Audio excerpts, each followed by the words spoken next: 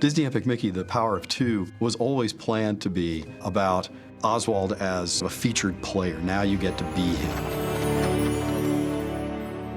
Oswald is the quintessential forgotten Disney character. He was a major superstar in his time, and I think using him in Wasteland to be the driving force of what's going on there is the perfect choice.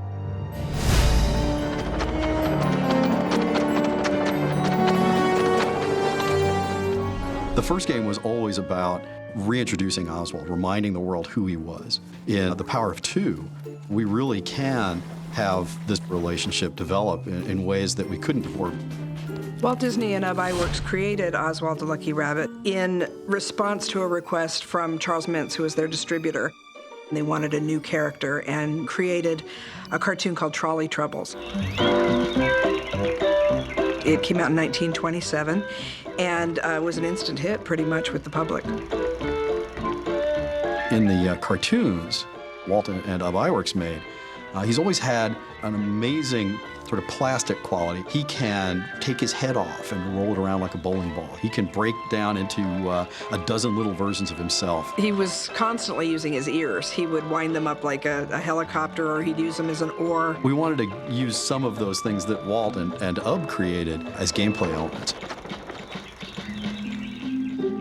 When Walt went back to New York to renegotiate the next year's series of cartoons, Charles Mintz told him at the time, not only am I not going to give you more money for these cartoons, but I actually own the character through your contract, and I've hired away most of your animators, and so you're going to have to do things the way I want you to. And Walt wasn't about to do that, and so he was just devastated. On the way home, on the train, he thought, well, I've got to come up with another character. So he started thinking about what they could do. And when he got back here to Hollywood, Walt suggested this mouse, and they named him Mickey. Bob Iger, who was the CEO of the company, was very involved in negotiations with Universal in 2006 to let Al Michaels, the sportscaster, out of his contract with ABC.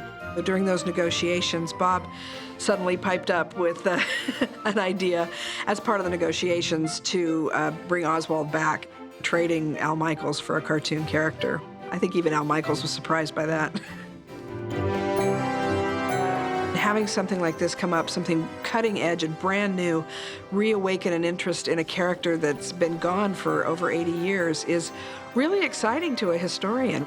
But the fact that he's taking that next step is huge for me. I love that little guy to death, and I want to see him as big and as famous as Mickey. So this is his next step towards having his own star on the Hollywood Walk of Fame, you know?